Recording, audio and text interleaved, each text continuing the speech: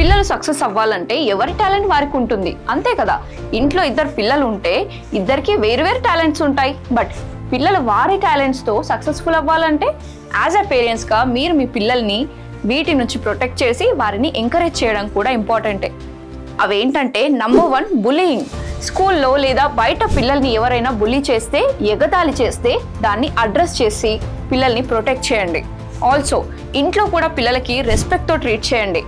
మీరు ఇంట్లో పిల్లలతో రెస్పెక్ట్ఫుల్గా, సపోర్టివ్గా ఉంటే పిల్లలు కాన్ఫిడెంట్గా ఉంటారు. Number 2 peer pressure.